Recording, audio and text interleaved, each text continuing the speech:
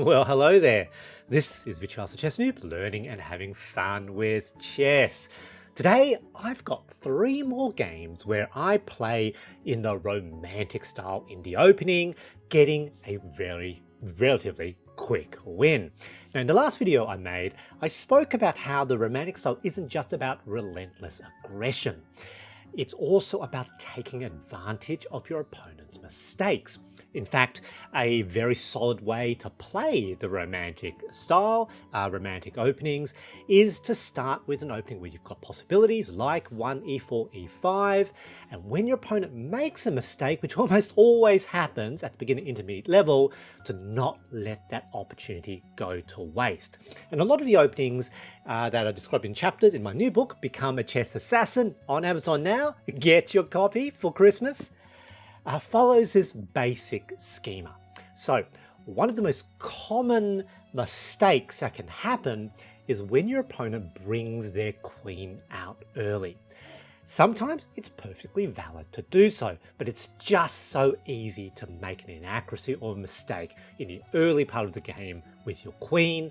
And for us, if our opponent does that, we must take advantage of it. 3 games where this happened. Let's go take a look. In the first game against random Noob, so these are just unrated casual games. I had the white pieces, and we start off with the Sicilian and then the smith-morra gambit. So e4, I always like leading with e4. It tends to create opportunities, and they play Sicilian defense. Very, very good. We don't play into the Sicilian with the default, which is the smith-morra gambit. They pretty much need to accept. But in this game, I think my opponent was not familiar with the smith-morra, and they decide to develop a knight. So here they're probably thinking in terms of what they might play in the Sicilian. So if I play, either the open or closed Sicilian, that's a fairly reasonable move. But I didn't. I played the smith-morra. And this is a mistake because I can immediately attack with d5. And this pretty much pushes the knight to the edge of the board. Just like in the video I had with a couple of games with Professor J, when you know that your opponent doesn't know what they're doing, you don't necessarily need to strike right away, particularly if it's about a minor piece. You can sometimes take the calculated risk to develop another piece first because it makes the attack a little bit more strong with the expectation that you still got to attack the next turn. That's what happened. They decided to play a d5, which is not accurate. They should have taken this way because now I take this way with an attack on the knight that lures their queen out. And once the queen has been lured out, this is where we immediately start chasing the queen. This is not a good queen. It's a bad queen because we can now chase it, and often this leads to a cascading errors for the opponent, and we just gain more and more advantage, often with more and more development. And this is a fertile ground for romantic tactical attacks. Let's see. So very obvious, knight to c3, attack on the queen. Here, they decide to play queen to e6. Maybe that makes sense. The only real accurate moves here actually is queen back to d8 or potentially to f5 or h5. Neither of those other moves are especially obvious. Now here, you need to see separated by 1 square. Keep an eye out on that square. Notice if we can get a knight onto the c7 square, it's a family fork. And this becomes a really powerful tactic for me. In fact, just the threat of doing that becomes very forcing. Now, in this position, I decided to immediately just try to clear up the center a little bit first. So obviously need to get out of the check. They take. Here, I can probably immediately do this, but I decided to just get rid of that slightly annoying d4 pawn first. So capture, you can see Stockfish says go for c7 first, but I thought this was all right because after captures, queen now developed.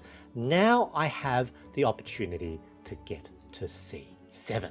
Let's see what happens. They develop piece. Seems to make sense. Looks like they're looking to potentially long castle, but now knight here with the threat. What is black going to do? And here they had a think. I think they saw that tactic, but it's not so easy to navigate.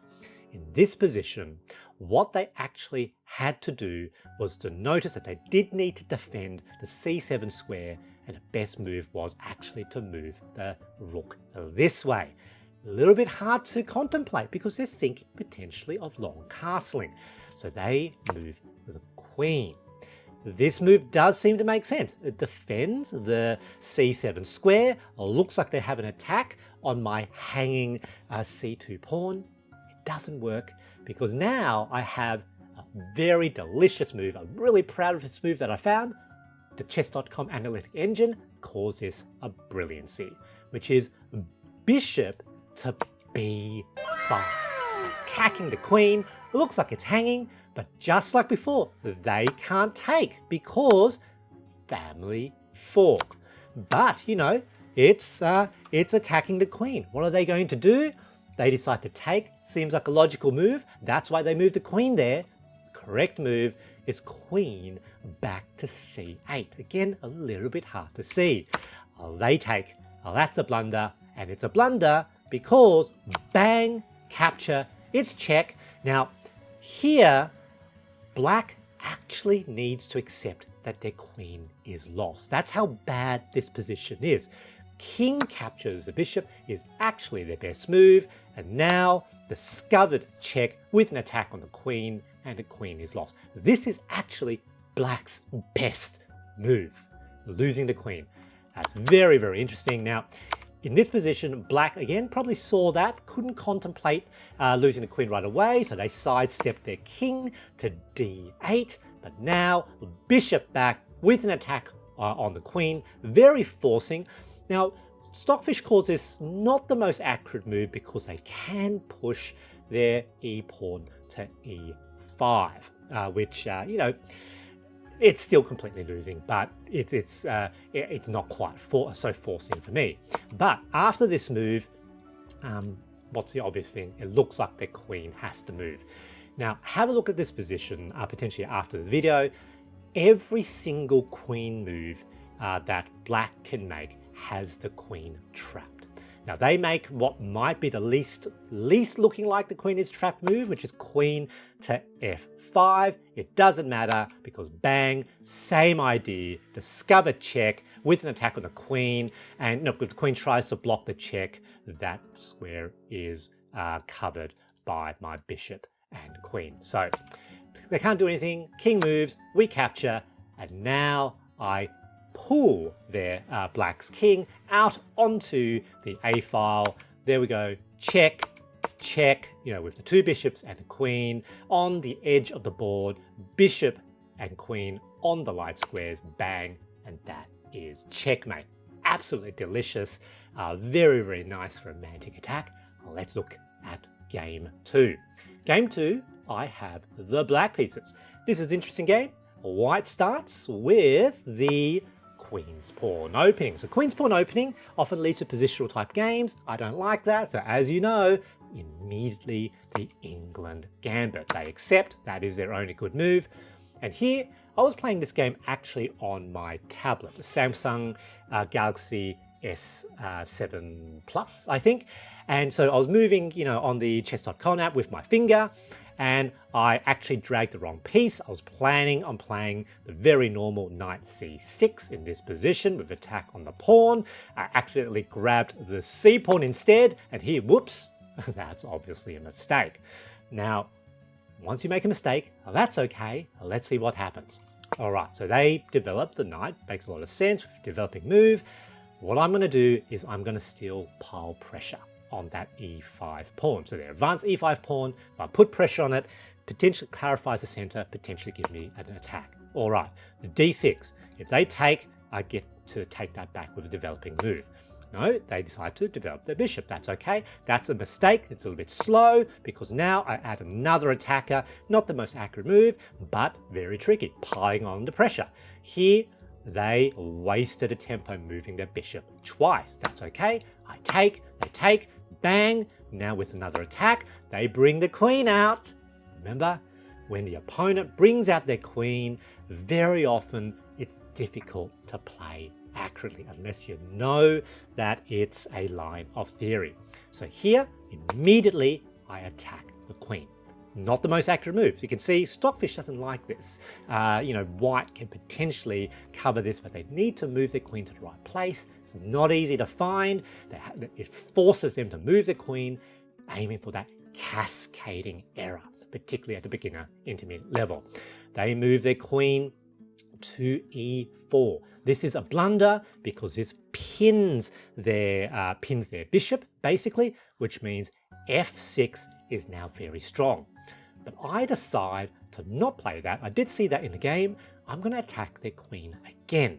Develop the second knight, the king's knight, once again with an attack on the queen. See, Stockfish doesn't think it's the best move. I think this is a tricky move, forcing white to once again move their queen, sneaking it forward. And here, this is once again another mistake. And what I saw is win their piece, also opens up that light square diagonal, revealing an attack on white's queen. Stockfish, thinks that the more sedate g6 attack on the queen is best, but I thought this was tricky because their eye is going to be on that knight. That knight attack, I suspect that they probably won't see the diagonals. Diagonals are more difficult to see for beginner intermediate players. And they're also going to calculate, oh, there's an attack on my knight, but I've got two attackers on black's knight, and if they capture with the queen first, that looks like it's forcing a queen trade, so they're going to be very, very much primed to capture with the knight. Even though this was not the most accurate move according to Stockfish, it is a very forcing move. It's a very forcing move because white has only a single good response. The only good response is to capture with the queen and trade queens. Every other move has black winning a major advantage. They decide to capture with the knight. You can see it's basically -6. That's a blunder, of course, because bishop captures queen.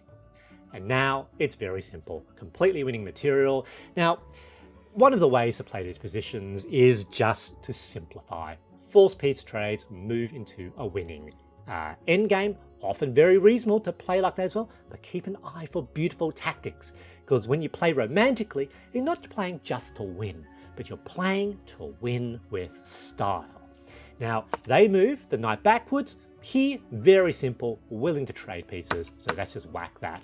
And now, we're long castle, get the king to safety. Let's see what happens. Our rook potentially commands that semi-open d-file, very, very nice. Here we go, let's push forward, they take. Probably not the best move because our rook now controls the fully open d-file, and notice that the king is trapped in place. No development here, king at the moment is trapped in place. So, queen forward, pinning their knight. What are they going to do? They decide to move their rook. I'm not too sure that's the best move.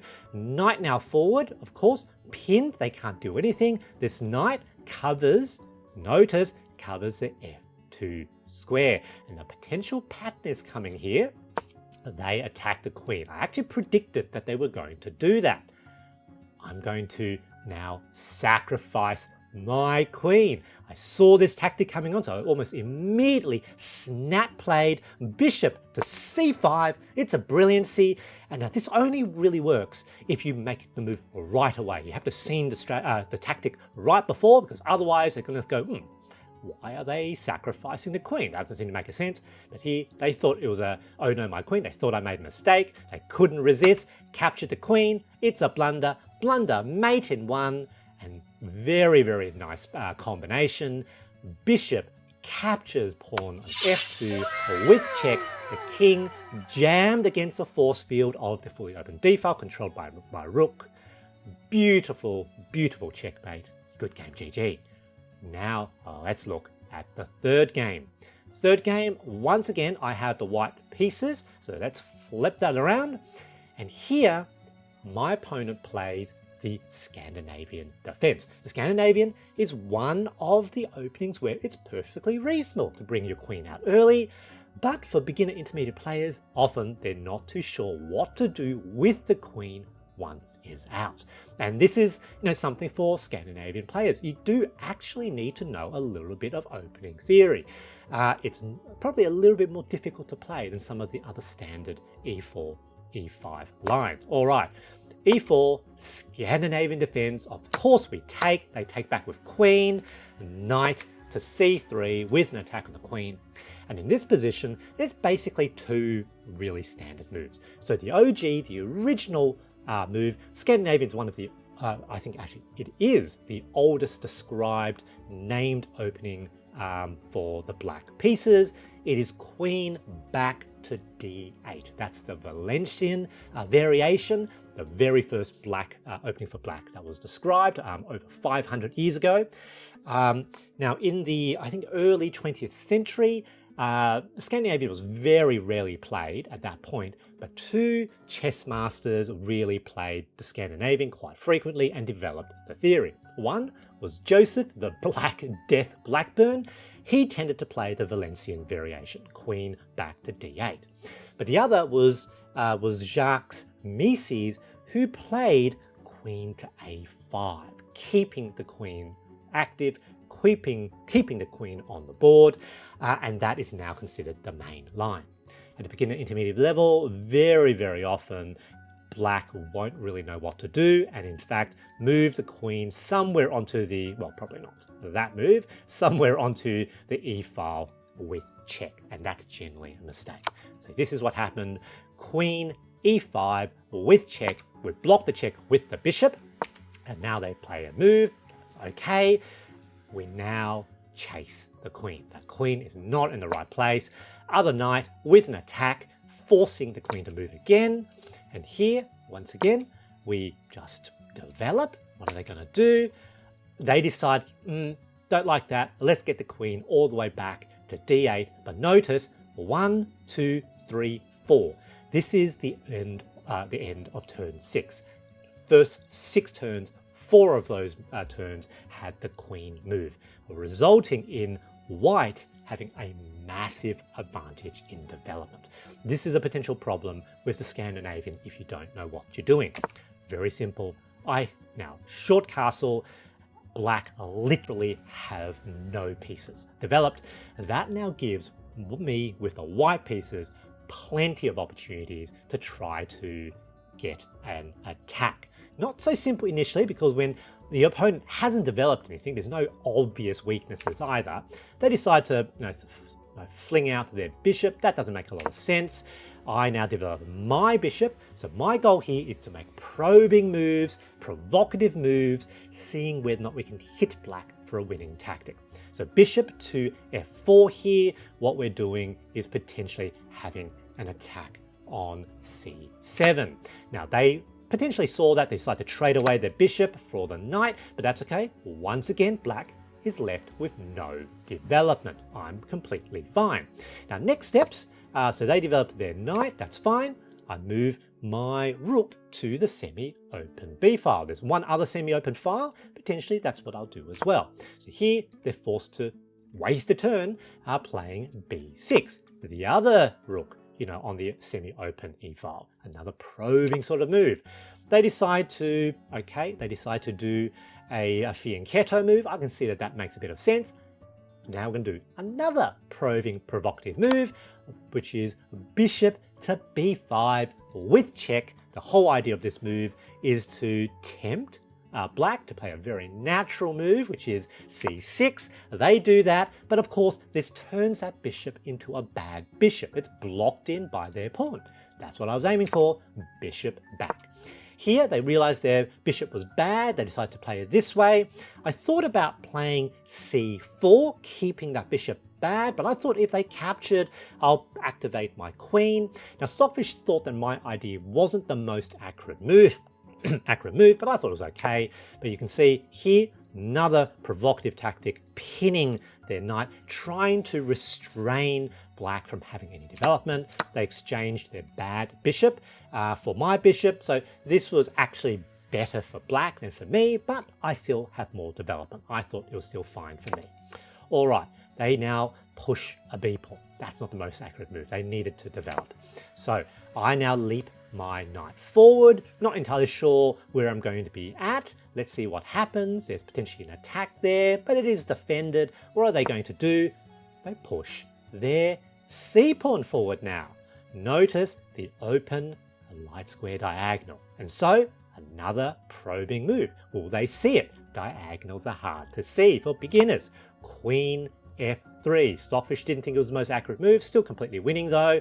And of course, two attackers potentially on black's knight on f6. What are they going to do? They don't see the diagonal. They thought just to capture. Bang, queen captures a corner rook, and now I'm completely winning. They take again, not the most accurate. Lots of things I can potentially do, but knight leaps forward. And here, effectively, it's a provocative move, forcing move, attacking the queen, and basically what I do here is that I force a knight trade. Knight captures knight here with a check, possibly then forcing a trade of queens, completely winning in the endgame. Unfortunately for black, they didn't want to trade pieces. They tried to move their queen out of that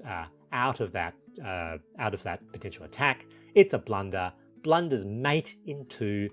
Knights can sometimes be tricky. I suspected they didn't see the fact that the e7 square was covered by my knight. Queen captures knight with check, and as you can see, king is trapped. Queen must block the check, and bang, that is mate. Good game, GG. The big takeaway from this game is to try this romantic style in thinking about your openings. Lead with an opening you are comfortable with, but when you see your opponent making an inaccuracy or a mistake, don't just stick to your opening preparation. Look at the position, play aggressive tactical attacks. Very often you'll be able to construct a combination that will be winning. I hope you enjoyed this video, and thanks for watching.